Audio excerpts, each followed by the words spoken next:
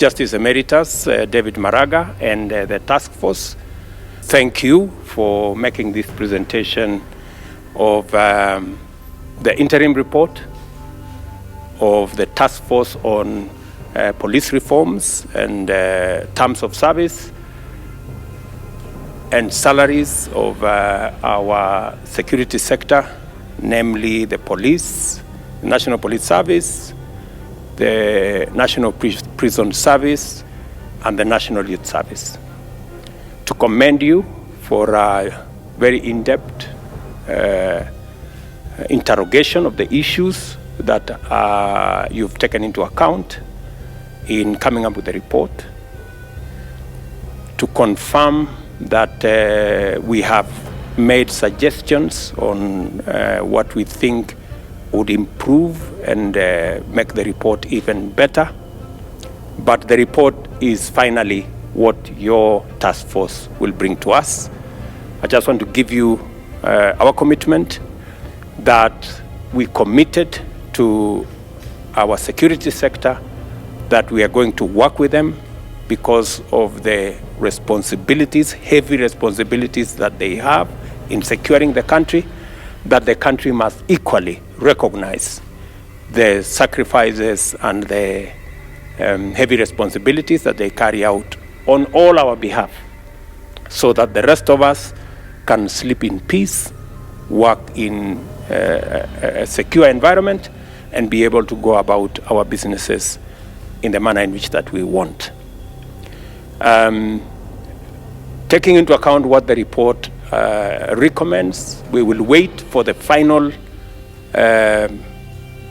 report, and we have agreed that, Honorable Chairman, that the report should be presented latest in the next 1 month. And I will be sitting here waiting for that report in the next 1 month, because our policemen and women, the people in our Kenya prisons and our National Youth Service have been waiting. We know it was a huge responsibility. You have gone across the country. You've interrogated many people. You have listened to many presentations. You have also had various fora where you have listened to other members of the public. And that is as it should be, because we believe in public participation, so that every action that we carry out, every policy that we discharge has been informed by the widest possible public contribution of their ideas and suggestions. So 1 month.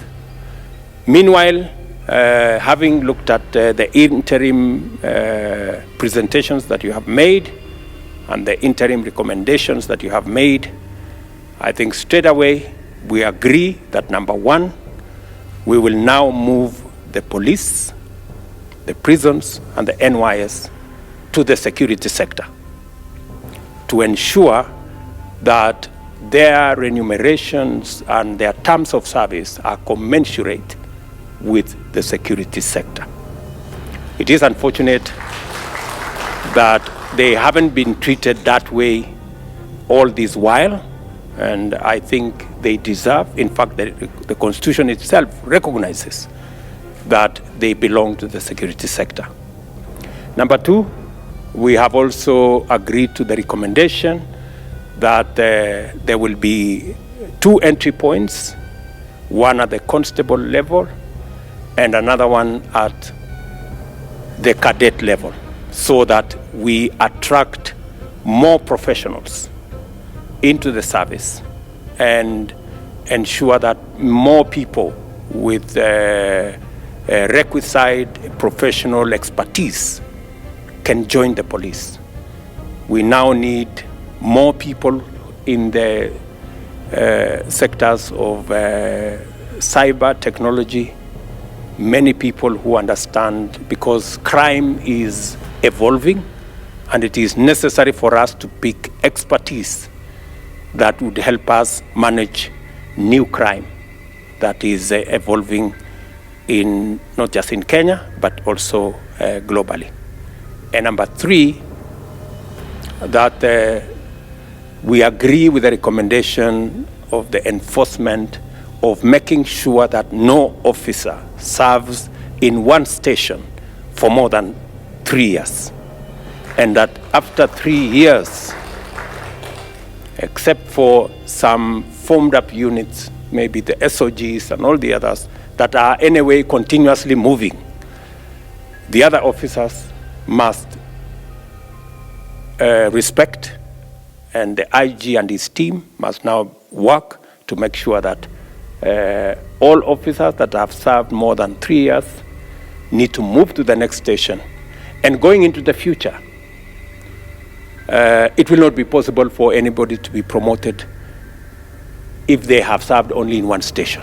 Part of the requirement for promotion must be that you have served in different stations in the country, so that we have a wholesome view of the country, and also that no officer becomes accustomed to situations around any part of the country. So I think this is what I can say on an interim basis. The minister here will oversee the policy directions that we have agreed on. There are at least the 3 policy directions that we have agreed on, working, of course, with the IG and the chair of the National Police Service Commission to make sure that this moves forward. I want to ask our friends, the policemen and women of Kenya, the prison officers of Kenya, the members of the National Youth Service of Kenya, that I will make sure that we discharge our commitment to them. In the next 1 month, we will receive the final report. It is important that we begin, even as we look at the next 1 month, that whatever we have agreed on gets into implementation going into the future. And also that because we are digitizing government services across government, that all aspects of the police, including their salaries, their occurrence books, and all the other infrastructure around the police must now be digitized and accelerate the process of digitization, so that it becomes a lot easier for Kenyans to interact with the police, to get service from our police, and to make sure that we deal with all manner of crime, both physical, online, and in all other spaces.